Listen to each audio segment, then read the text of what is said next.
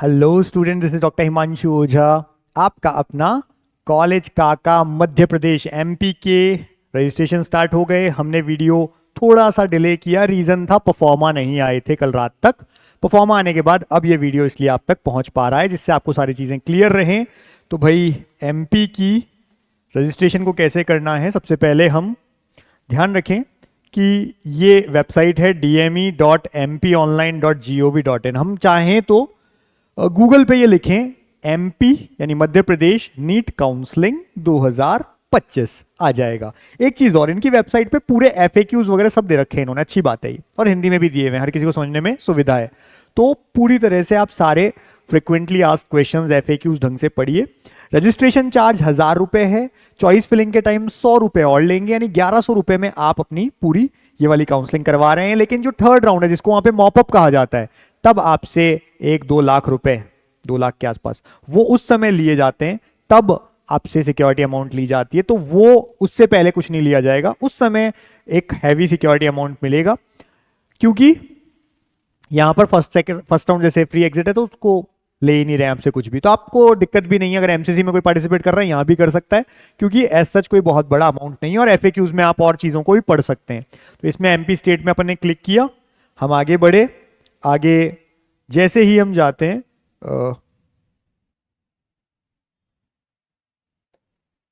तो ये हमारा हमने चेक किया, इस तरह से वेबसाइट ओपन होती है। अब देखिए यहाँ पे लेटेस्ट इंस्ट्रक्शन है। मैं अगर इंस्ट्रक्शन देखना चाहूँ, काउंसलिंग शेड्यूल देखना चाहूँ, मैं इस पर क्लिक कर दूंगा। मोबाइल में थोड़ा सा अलग दिखता है यूँ स्लाइड वे में।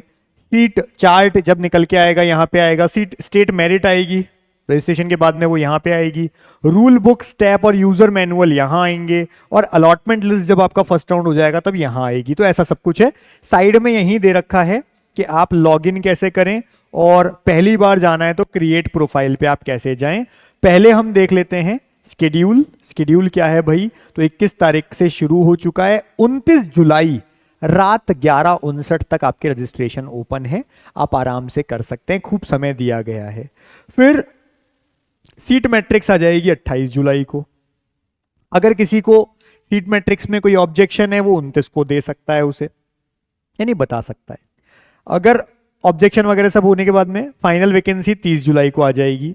फिर स्टेट मेरिट लिस्ट, क्योंकि 29 तारीख तक आपके रजिस्ट्रेशन चलेंगे, 30 तारीख को फाइनल मेरिट लिस्ट आ जाएगी। मेरिट लिस्ट में ये होता है जिन जिन बच्चों ने एलिजिबल जो है फॉर्म जिन्होंने भरा है, सही पाया गया उनका फॉर्म।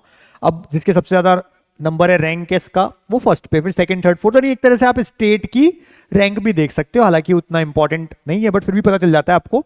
अब कोई बच्चा है एमपी में अच्छा रैंक है, उसका टॉप रैंक में से एक है, मान लीजिए आपके एमपी का ही एक स्टूडेंट जिसका ऑल इंडिया रैंक 2 आया है, तो वो तो एम्स लेगा ना, तो यहाँ पार्टिसिपेट ही नहीं करेगा। तो इस तरह से स्टेट में कौन सा रैंक है उससे सामने आएगा स्टेट मेरिट से। फिर आता है कि चॉइस फिलिंग कब है। 31 मई से शुरू होके 4 अगस्त तक चलेगी चॉइस फिलिंग फर्स्ट राउंड की। जब आपको पता है कि फर्स्ट राउंड एमसीसी का रिजल्ट आ जाएगा, तब यहां चॉइस फिलिंग होगी। फिर फर्स्ट राउंड का रिजल्ट आएगा 6 अगस्त को, और रिपोर्टिंग कर सकते हैं आप कॉलेज में जाके 7 से 11 अगस्त के बीच में। ठीक है, ये एक तरीका रहेगा पूरा। अब किसी को अगर रिजाइन देना है, ऑनलाइन रिजाइन होता है वहां पे, अगर रिजाइन देना है, रिजाइन देकर फर्स्ट राउंड से अगर कोई रिजाइन देता है कोई दिक्कत नहीं है, वो आगे पार्टिसिपेट कर सकता है। तो वो रिजाइन अगर देना चाहे, कोई कैंसिल करना चाहे एडमिशन, तो वो भी 7 से लेकिन 16 अगस्त के बीच तक का टाइम दिया गया है। Exercising the optional for upgradation for second round bye candidates at the time of admission. जब आप एडमिशन लेते हो तभी आप ये कह देते हो कि हमें अपग्रेडेशन में जाना है, बेटर कॉलेज के लिए जाना चाहते हैं हम, तो उसके लिए क्या करना होता है, 7 से 16 अगस्त के बीच ही आपको टाइम मिलेगा। ये ध्यान रखना, एमपी में 7 से 16 अगस्त के बीच ही टाइम मिलेगा। अगर आपको फर्स्ट राउंड के बाद सेकंड राउंड में भी अपग्रेडेशन के लिए अगर ज्वाइन कर लिया कॉलेज, फर्स्ट राउंड में कॉलेज अलॉट हुआ है, तो अपग्रेडेशन करना होता है। जिस बच्चे को कॉलेज ही नहीं मिला फर्स्ट राउंड में, उसे ये कुछ नहीं करना, वो अपने आप ही सेकंड राउंड में आ गया है, उसे सेकंड राउंड की चॉइस फिलिंग करनी है। लेकिन जिसने फर्स्ट राउंड में कोई कॉलेज ज्वाइन कर लिया है, वो अगर बेटर कॉलेज के लिए जाना चाहता है सेकंड राउंड में, तो 7 से 16 अगस्त के बीच ऑनलाइन ही उसे फिल करना होगा कि भाई मुझे अपग्रेडेशन लेना है, इसकी विलिंगनेस देनी होगी। ध्यान रखना एमपी में। तो ये हो गया भैया। फिर ये आए हैं कुछ परफॉर्मा, जो अगेन आप देख सकते हैं वेबसाइट पे हैं। तो अब परफॉर्मा में भी अलग अलग चीजें हैं। ये लिखा है कि मैं घोषणा करता हूँ मध्य प्रदेश चिकित्सा में प्रवेश हेतु, ये इस तरह से है, और मैं यहाँ पर प्रस्तुत कर रहा हूं। तो ये जो जो चीजें आप लेके जाओगे, ये काम कब आएगा? जब हम एडमिशन लेने जाएंगे ना, तो इस परफॉर्मा को लेके जाएंगे, क्योंकि यहाँ पे टिक लगाना है हमारे को कि मेरे पास ये चीजें मैंने रख ली है, ये चीजें मेरे हाथ में हैं, और ये सारे डॉक्यूमेंट्स आपके काम आएंगे at the time of admission, जब आपको कॉलेज जाके ज्वाइन करना है। तो ये सब चीजें लेके जानी है, इस प्रपत्र को साथ लेके जाना है निकलवा के, ठीक है ना। ये सारी चीजों को ध्यान रखना है, इनके अंदर अलग अलग चीजें हैं। वहाँ पे गवर्नमेंट कॉलेज वाले जो स्कूल, मतलब गवर्नमेंट स्कूल से जो बच्चा पढ़ा है उसके लिए भी कोटा है, सैनिक वाला जो होता है वो है ही, है ना। तो हर चीज़ का कोटा है, आप चेक कर सकते हैं आप किसी में आते हैं तो। फिर यहाँ पर स्क्रूटनी द्वारा भरा जाएगा, ये आप नहीं भरेंगे लेकिन लेकर जाएंगे साथ। तो ये स्क्रूटनी जो देखेगी वो भर देगी कि भाई इसने जो जो चीज़ें हैं सब भर दिया है, सब चीज़ें इनके पास है, ये साथ लेके जाना है उस समय एडमिशन के टाइम पे। फिर कोई मिलिट्री पर्सन है, ठीक है, जो भी मिलिट्री में रहे हैं, तो मिलिट्री पर्सन के लिए प्रमाण पत्र एमपी का, जो भूतपूर्व सैनिक है लेकिन कहाँ से है? एमपी से, है ना। तो ये भी ध्यान रखना। और जो भूतपूर्व सैनिक जो वहाँ पे जिन्होंने कुछ साल सर्विस दी है जो भी, तो वो यहाँ पर भरेंगे, और कहाँ पर किया था, सर्विस क्रमांक क्या है, सब चीज़ें लिखी रहेगी, कहाँ पर किस पद पर थे वो, और मध्य प्रदेश के स्थानीय निवासी भी हैं। ये करके जिला सैनिक कल्याण अधिकारी से साइन करवा के लेना है ऐसे बच्चों को। फिर ये है अनुसूची 3 स्नातक पाठ्यक्रम, बाहर अन्य राज्य में कार्यरत सैनिक, ऐसे सैनिक जो एमपी से हैं लेकिन किसी और स्टेट में कार्यरत रहे, तो उनको ये वाला परफॉर्मा फिल करके लेके जाना है। ऐसे ही भूतपूर्व सैनिक द्वारा स्थायी रूप से मध्य प्रदेश में अधिवासित होने संबंधी, मतलब भूतपूर्व सैनिक थे लेकिन मध्य प्रदेश में स्थायी रूप से ये यहाँ पे आ गए हैं अधिवासित, तो ये इसको बनवाना पड़ेगा। स्वतंत्रता संग्राम सेनानी के लिए जो भी हैं उनके, है ना, जिनके भी घर से रहे हो पेरेंट्स या मतलब ग्रैंड पेरेंट्स, तो वो ये वाला फिल करवाएंगे इसके अंदर, जिसमें भी आएंगे वहां पर, और साइन करवा लेंगे। फिर ये आता है आपका नोटराइज करवाना होता है, ध्यान रखिए, एनआरआई या ओसीआई, जिसको एनआरआई सीट्स चाहिए, जैसे एमपी में प्राइवेट कॉलेज में एनआरआई सीट्स होती हैं, अगर किसी को वो चाहिए तो उन्हें 1000 रुपए के नॉन जुडिशियल स्टैम्प पेपर पे ये पूरा परफॉर्मा करवाना होगा, ठीक है ना, नोटराइज करवाना होगा। ऐसे ही ये भी, ये किनका है, जो स्पॉन्सर होंगे एनआरआई वालों के, गार्जियन स्पॉन्सर, उनको, नॉर्मल वालों को नहीं करवाना, जिनको एनआरआई सीट पे जाना है, non resident, high cut fees होती है बहुत प्राइवेट कॉलेज में एनआरआई की, उनके लिए, जो नॉन रेजिडेंट है यहाँ इंडिया के हैं लेकिन रहते दूसरे किसी कंट्री में है एनआरआई, तो उनको ये वाला करवाना है, दो, एक बच्चे को एक पेरेंट को, यानी एक स्पॉन्सर को एक उनके पेरेंट को। फिर ये भी उन्हीं के लिए है, एनआरआई स्पॉन्सर के लिए ही है ये भी। इसके बाद में ये आता है, देखो, नोटराइज जो प्रपत्र 7 है, 7 नंबर का, 100 रुपए के नॉन जुडिशियल स्टैम्प पेपर पे करना है। तो आपको तो कोर्ट जाना है नोटरी के पास और बोल देना है, देखो ये लिखा हुआ है इस पे 100 रुपए के नॉन जुडिशियल, वो अपने आप कर देगा, ठीक है। मध्य प्रदेश का जो स्थानीय निवासी है या मूल निवासी है उसको भरना है, ये हर एमपी के स्टूडेंट को भरना पड़ेगा कि मैं ये हूं और ये बता रहा है कि मैंने ढंग से पढ़ लिया है और मैं किसी और स्टेट में गवर्नमेंट कॉलेज के लिए नहीं जा रहा हूं, प्राइवेट के लिए जा सकते हो। कोई बच्चा एमपी में फॉर्म भर रहा है, एमपी का स्टूडेंट है गवर्नमेंट प्राइवेट के लिए, और यूपी का प्राइवेट कॉलेज भी ले रहा है, राजस्थान में भी प्राइवेट के लिए भर सकता है, जितने स्टेट में जाए भर सकता है, क्योंकि वो प्राइवेट कॉलेज के लिए जा रहा है। कोई डोमिसाइल के लिए जाए कि मैं वहां का डोमिसाइल हूं और मैं गवर्नमेंट कॉलेज के लिए जा रहा हूं, तो एमपी में जाने के बाद आप किसी और स्टेट में नहीं जा सकते, ये आप खुद हस्ताक्षर करके दे रहे हो शपथ पत्र पे, वो भी 100 रुपए के नॉन जुडिशियली पे। अगर इस केस में आप पकड़े गए, केस होगा, कोर्ट जाओगे सीधे के सीधे, क्योंकि आपने खुद ने भरा है, ठीक है ना। इन चीजों को ध्यान देना और ये भरना है सबको। ऐसे ही ये भी एक परफॉर्मा है, देखो मैं बता देता हूं फिर से, ये एक परफॉर्मा है प्रपत्र 8 नंबर का, अनुसूची 3, ये भी जो मध्य प्रदेश के शासकीय स्वशासित तथा निजी चिकित्सालय में स्टेट कोटा अथवा ऑल इंडिया कोटा से जो आ रहे हैं, तो जो बच्चा एडमिशन लेता है उस समय में ये देना होता है, चाहे ऑल इंडिया कोटा से आ रहे हो या स्टेट कोटा से आ रहे हो, गवर्नमेंट में आ रहे हो या प्राइवेट में आ रहे हो, ठीक है। ये है ग्रामीण सेवा बॉन्ड। अब प्राइवेट में किन के लिए लगता है ये, जिन्हें कोई स्कॉलरशिप मिली हो। प्राइवेट में भी दो तरह की चीजें हैं, अगर स्कॉलरशिप नहीं मिली है, हाई फीस दे रहे हो, तो कोई इसकी जरूरत नहीं होती है, कोई सर्विस अलाउड नहीं होती है आप पे। लेकिन अगर प्राइवेट कॉलेज में आप एमपी में गए और आपको कोई मेधावी या पोस्ट मैट्रिक कोई स्कॉलरशिप मिली है, तो गवर्नमेंट ने आप पे खर्चा किया है भाई, सर्विस करवाएगी वो, तो उस केस में आपको ये करना होगा। और क्या होगा, सम्यक रूप से स्टाम्प करना पड़ेगा बंद पत्र की राशि का 0.5%। आप तो दे दो जाके, कोर्ट में नोटरी अपने आप करवा देगा, ये चीज उनका काम है।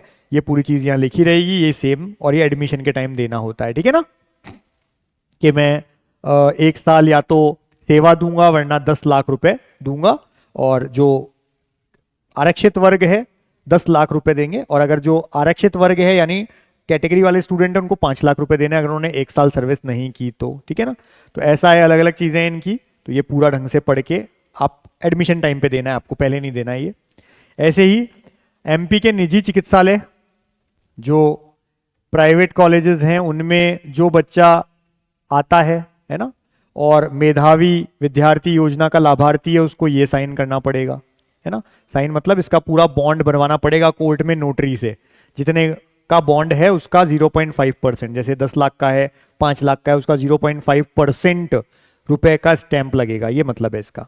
फिर ये होता है भाई सीट लिविंग बॉन्ड, मतलब अगर किसी ने छोड़ दी बीच में सीट तो उसको पैसा देना पड़ता है। तो ये ऐसे बच्चों के लिए है जो एमबीबीएस या बीडीएस में जा रहे हैं। सीट लिविंग बॉन्ड आपको भरना होता है कि बीच में हमने छोड़ दिया तो हमको ये पैसा देना पड़ेगा, इसको भी बॉन्ड से वही करवाना पड़ेगा। एडमिशन टाइम चाहिए होता है ये, ठीक है। अब इसके अलावा ये वचन पत्र है जो एडमिशन के टाइम पे 100 रुपए के नोटराइज्ड स्टैम्प पे आपको बनवाना पड़ता है कि मैंने ये सब चीजें पढ़ ली है, मैंने एग्जाम एडमिशन ले लिया, ये सब चीजें हैं प्रॉपर और कोई दिक्कत नहीं है। सब चीजों पे आप गवाह के 2 के साइन करवाएंगे, खुद के पेरेंट्स के साइन होंगे और ये सब होगा। इसके बाद में शासकीय विद्यालय के विद्यार्थी हेतु यानी जो गवर्नमेंट स्कूल स्टूडेंट्स हैं उनके लिए ये वाला, अगर किसी ने गवर्नमेंट स्कूल से पढ़ाई की है तो उनके लिए कोटा होता है, इसलिए वो ये वाला शपथ पत्र प्रमाण पत्र भरवाएंगे, अपने जिला शिक्षा अधिकारी से करवाएंगे पूरा इसको साइन और ये शो करेंगे। इसी तरह से अपग्रेडेशन चाहने वाले अभ्यर्थी हेतु, तो जिस समय आप एडमिशन ले रहे हो फर्स्ट राउंड में, आगे आप अपग्रेडेशन के लिए जा रहे हो तो 500 रुपए का नोटराइज स्टैम्प पेपर आपको एडमिशन के टाइम पे फर्स्ट राउंड जो कॉलेज ज्वाइन हुआ है वहां दे के आना है, जिससे आप सेकंड राउंड में अपग्रेडेशन के लिए जा रहे हो। सेकंड से थर्ड में भी अपग्रेडेशन के लिए जा रहे हो तो भी आपको ऐसा ही करना होता है कि मैं अगले चरण या चरणों में अपग्रेड ना होने की स्थिति में जो कॉलेज फर्स्ट राउंड में है वही आपके पास रहेगा, जो मिलेगा वही, तो ये आपको देना पड़ेगा, ठीक है। ये सब चीजें थी। अब स्टार्ट करते हैं हम। तो डीएमई की वेबसाइट पे हम जाएंगे।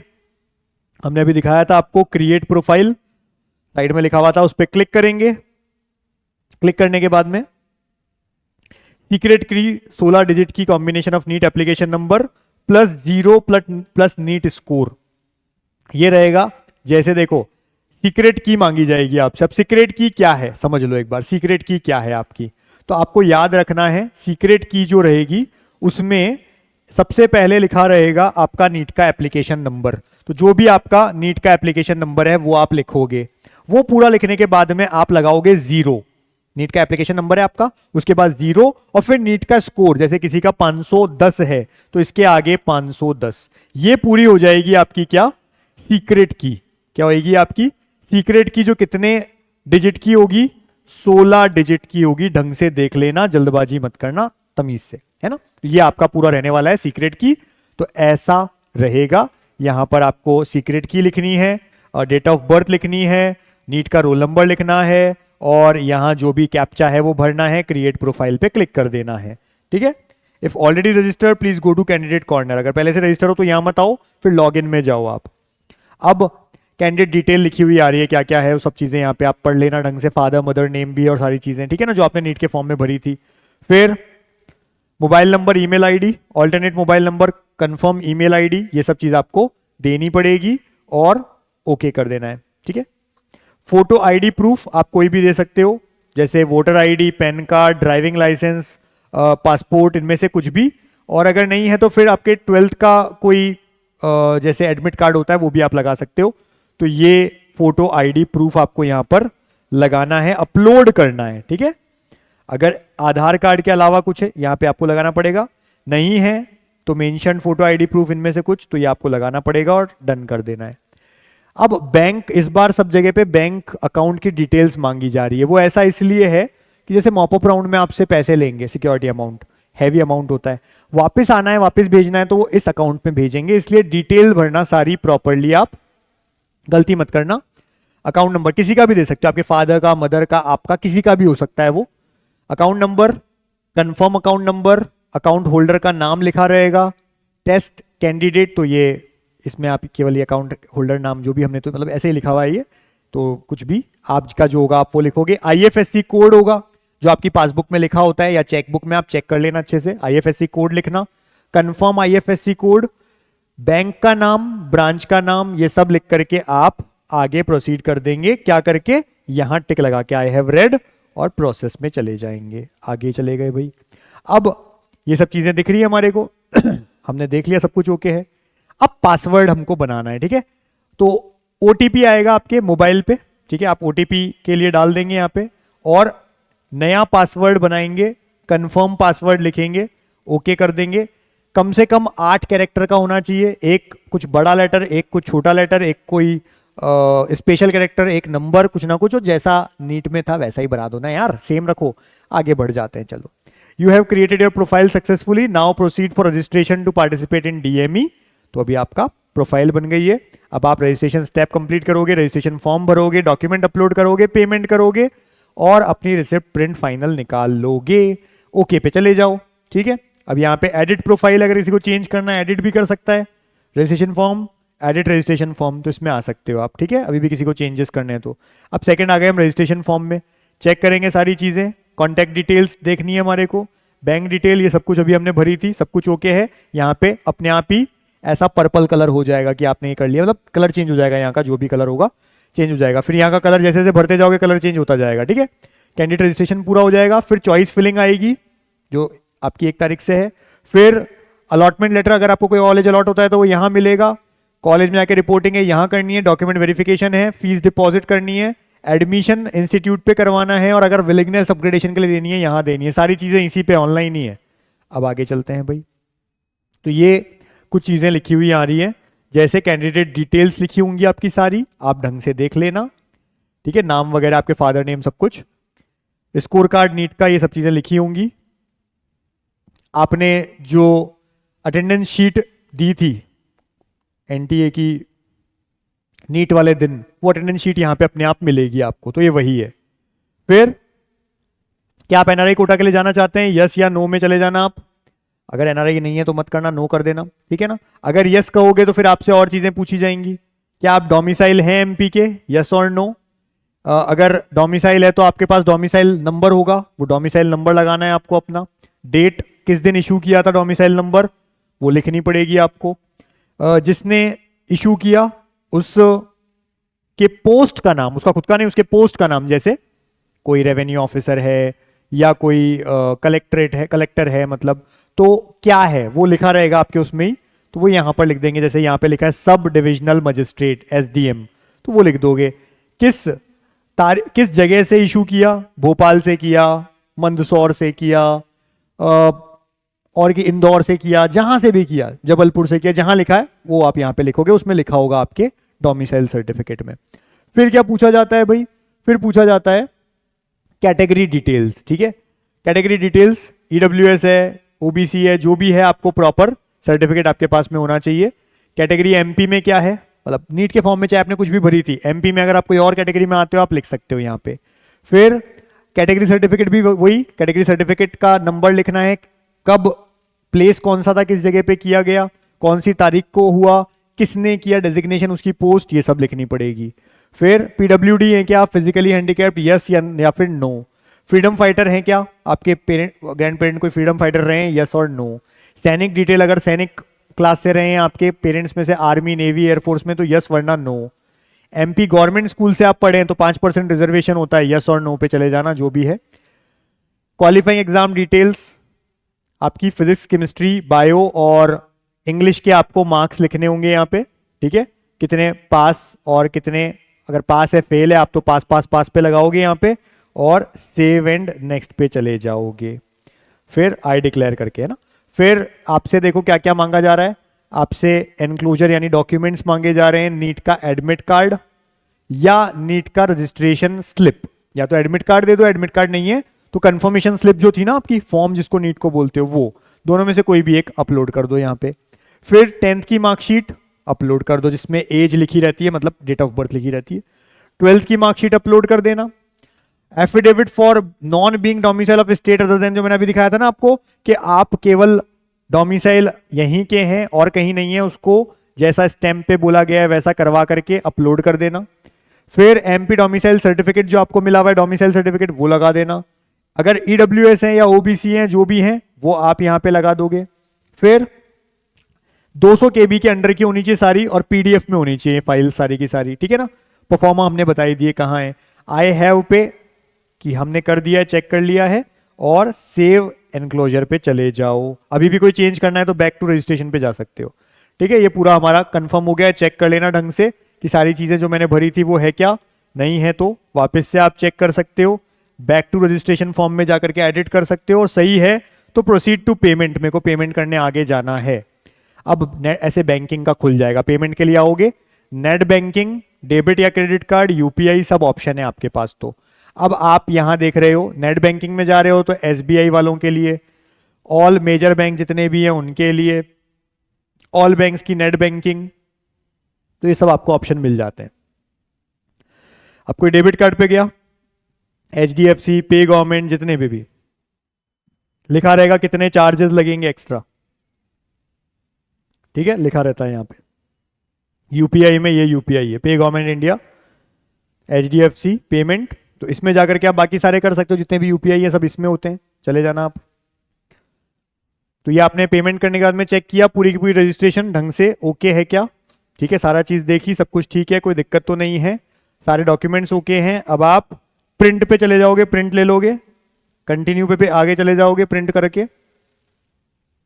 ये आपका कैंडिडेट रजिस्ट्रेशन हो चुका है पूरा, ठीक है, रजिस्ट्रेशन पूरा हो गया।